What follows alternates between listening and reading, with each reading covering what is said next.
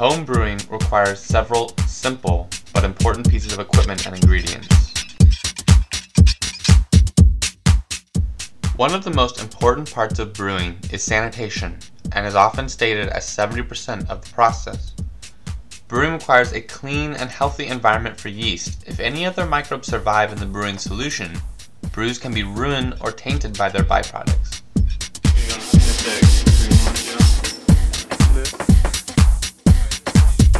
Remember guys, a clean beer is a good beer. During the brewing process, fresh water is needed in addition to the wort in order to fill a carboy to capacity, commonly 5 gallons. This water must be pre-boiled and cooled in order to ensure it is sanitary.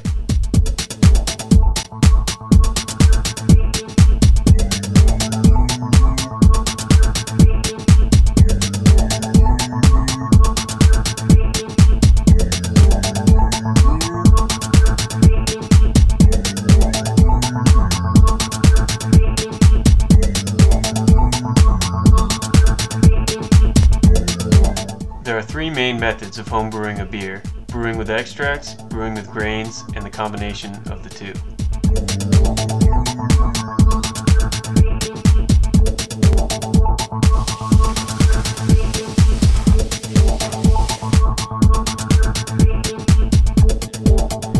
Extract brewing is more simple and begins with boiling the malt extract in water.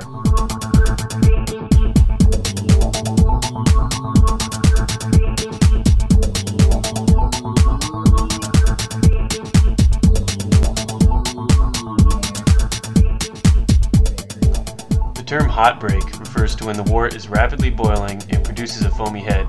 During this stage, the brewer must carefully watch his or her pot in order to avoid a boilover. The foaming head is caused by the coagulations of proteins. After the hot break, bittering hops are added. The earlier in the process the hops are added, the more IBUs, International Bittering Units, they contribute to the beer. Hops that are added earlier in the boil are responsible for imparting bitter notes to a beer and are generally boiled in the wort for about an hour. Although hops added at differing times are not fundamentally different, they have differing effects. Depending on when the hops are added, they can contribute bitterness, flavor, or aroma.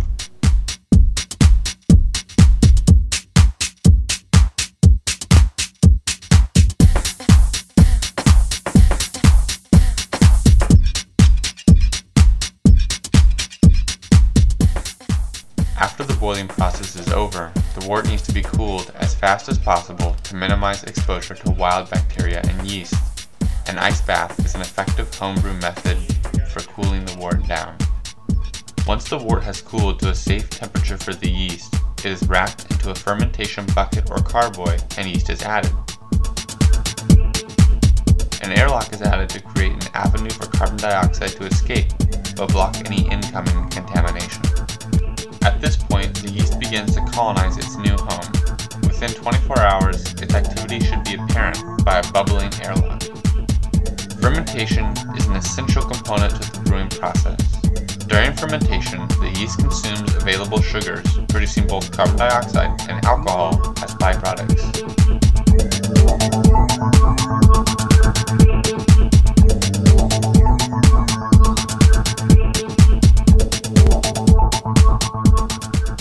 Fermentation time varies, but as a rule of thumb, if the airlock does not bubble for longer than 1 minute, it's a signal that the brew is ready to bottle. Beer that has reached this stage has successfully converted most of its sugars into alcohol, thus requiring that more sugar be added in order to produce the carbonation in the bottles. Easily metabolized sugars, such as corn sugar or cane sugar, are commonly used at this stage. They are added in just before the brew is racked into individual sanitized bottles and should be capped as soon as possible.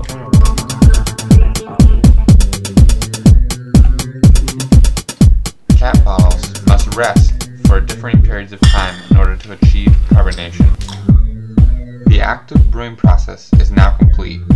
All that remains is a resting period in which the yeast will consume the sugars and produce carbonation while pressurizing the bottle.